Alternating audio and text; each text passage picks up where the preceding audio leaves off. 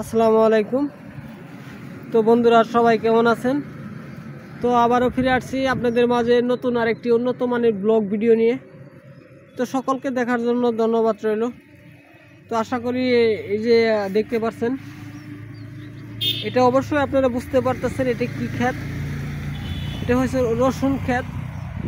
তো এখানে আমি অনেক পরিমাণ রসুন ব্যবহার করেছি। এই ক্ষেতে অনেক রসুন আমি চাষ করেছি।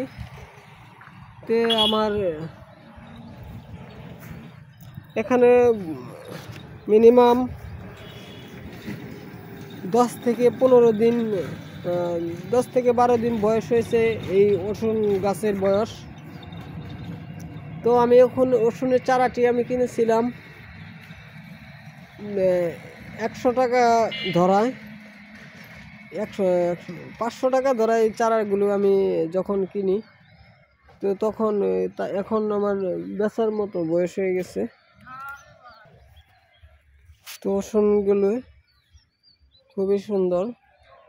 তো এগুলো বড় হতে বেশি দিন সময় লাগে না, তো অল্পতেই হয়ে যায়।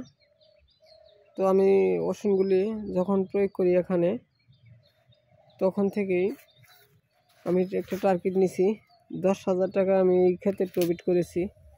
যেন আপনাদের দোয়ায় আমি 20 থেকে 40,000 টাকা পর্যন্ত 40,000 টাকা পর্যন্ত ইনভেস্ট করতে পারি। তো তার জন্যই আমি এই রসুনগুলো এখানে প্রয়োগ করেছি। তো আমি 1 মাসের ভিতরে কিন্তু রসুনগুলি আমি বাজারে বিক্রি করতে পারবো। তো এখানে যদি রসুনের বয়স 5-6 দিন হয়ে থাকে, তাহলে অবশ্যই আমি আশা করি 1 মাসের ভিতরে এই রসুনগুলি আমি বিক্রি করতে পারবো। তো এখানে আমার বেশ প্রত্যেকটা চারাই সুন্দরভাবে হয়েছে, একটা চারাও মিস হয়নি। তো রসুনগুলি চারা খুবই ছোট, তার জন্য তো দেখতে একটু আপনাদের সমস্যা হচ্ছে।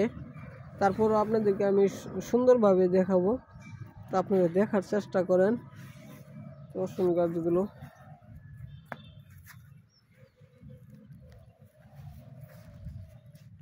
আমি এখন ক্যামেরাটা আরেকটু নিজ দিক নামাবো, যাতে আপনারা অবশ্যই সকলে বুঝতে পারেন আমার রসুন ক্ষেত এটা।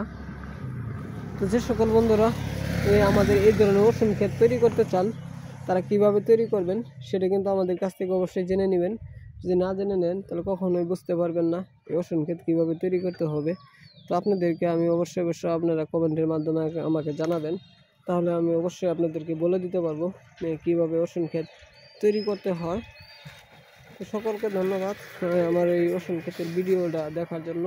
তো আবারও দেখা হচ্ছে নতুন কোনো ব্লগ ভিডিও নিয়ে। ধন্যবাদ সকলকে।